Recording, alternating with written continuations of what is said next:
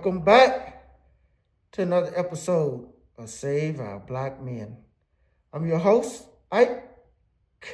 You know, I'm the one to preach, not the one to punch. Save our black men. Well. Another week, another topic. This week podcast title, Breaking the Curse.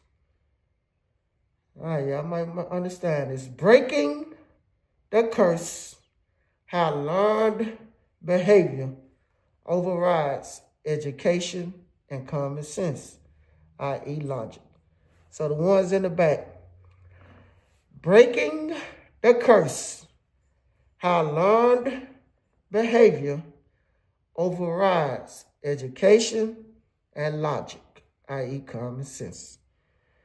All right, let's talk about it. What is learned behavior? First, let's get that out the way. It's what they learn growing up. Basically, their habits, reaction, responses, just life experience growing up. It's come second nature from when they was a child, what they seen, what they memorized throughout their life. If they seen mom and dad live check to check, more likely when they grow up, they gonna live check to check. And that's some of the stuff we have to stop. That one statement there, to me, is our own pandemic in the community. So when you looked at learned behavior versus logic, common sense, the first thing I'm going to talk about is law enforcement encounters. Even as a child, many black men, women as well, are conditioned to either be afraid of the police or be defensive with the police. Even though we know some of the encounters not going to end well. It could be a basic traffic stop with another brother, and we, for some reason, would just act defensive or fear. That's learned behavior. Another one is health and wellness. Boy, y'all eat some bad food. That's soul food. You know, traditional food. We know a lot of that food is bad for you, but what we do? We're ingrained to keep eating it. Adding salt, sugar, everything to our food. That's not healthy for it. That's learned behavior. Conflict resolution. Don't step on nobody's shoe. Don't bump into nobody. Our first natural reaction in the black community is aggression. You might ask, why is it aggression? It's a learned behavior. It's a defensive mechanism. So that's why I'm adamant about us having conflict resolution at home and in school, customer service, de-escalation to help with all this stuff that's going on. And one of the ones that I think this one here going to hit you. Learned behavior on the economic side. I want to look rich. You got people going to prom in Bentleys, but they stay in a shotgun house. You got people spending thousands of dollars on dresses, trying to look rich, but their lights get turned off. That learned behavior. And once the kids see it, they're going to do it to their kids. We have to stop it. We have to change the way we look at common sense, the logic. Our learned behavior is taking advantage of common sense and education. When will enough be enough that we be able to say, you know what, let's stop this? You know? So we can break it down and say trauma might have caused it. Social conditioning might have caused it. Who knows? I'll give y'all an example. Like, we say trauma is not necessarily trauma that affect the one person. We talking about generations of trauma that got pushed down onto us. From our grandparents, mom and dad encountering law enforcement to us. Always telling us a story of how law enforcement did them or some of their friends, and it just causing trauma and push it down. So that's the trauma part. It's just getting passed down too, as in a learned behavior. Social conditioning, we don't trust anything or anyone. Like a lot of our young men and women need mental health. You know, they have mental illness going on, but they don't trust the places to go. You know, they say, oh, no, they ain't going to put me on no medicine.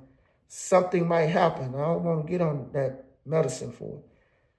And so they won't go to seek that mental help that they need. And, you know, I don't shy away from anything. A lot of them have mental illness because of the drug uses that their parents did.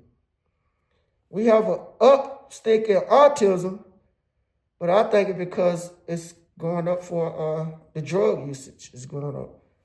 Also, cold on the street, snitching, social conditioning, snitching. Be silent. Even though you seen or you saw that young man or young man kill that boy, it's ingrained on you to be silent. Social conditioning. Oh, we got to be quiet.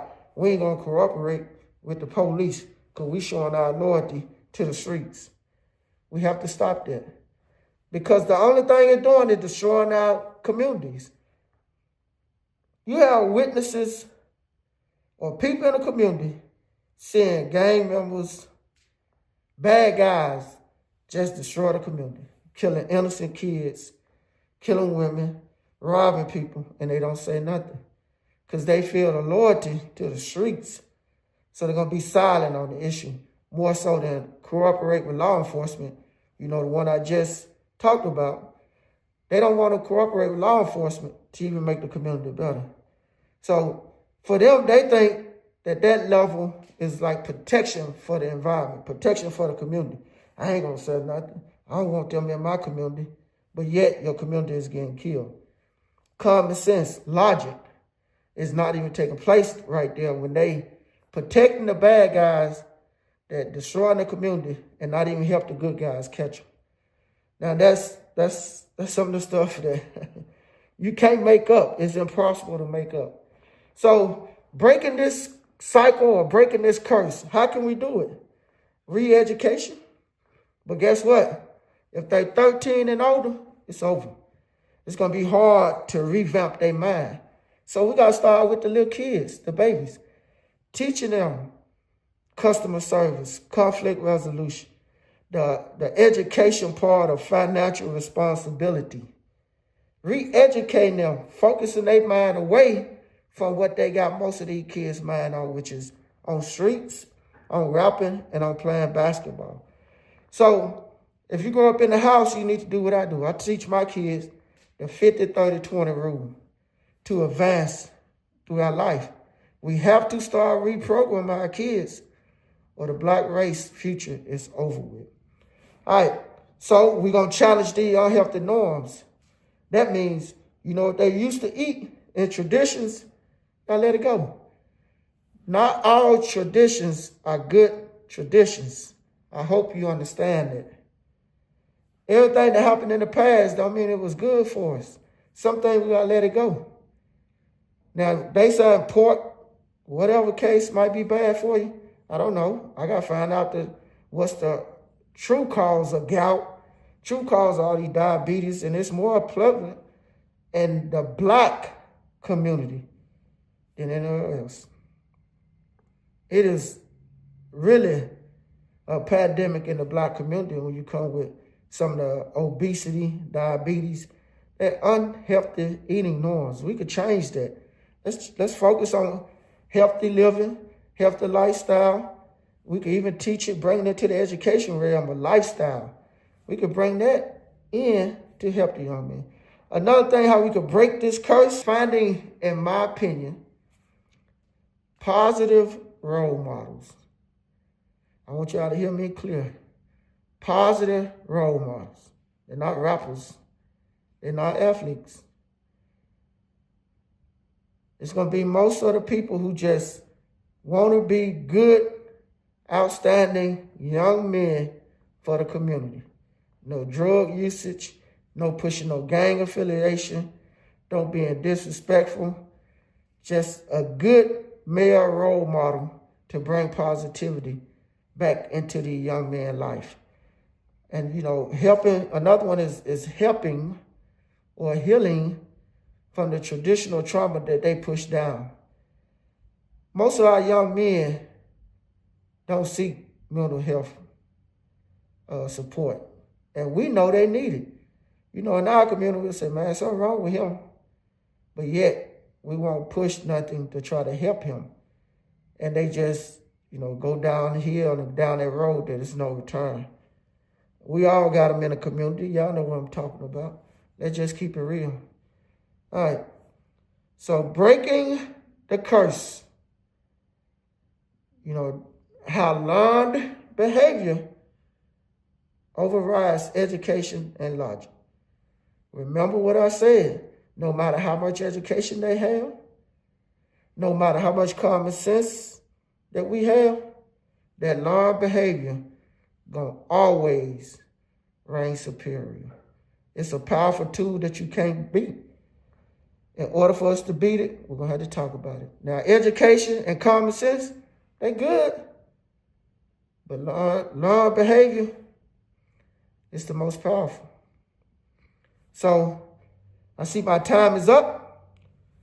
I appreciate you tuning in. But like I said, don't forget to hit that like and subscribe.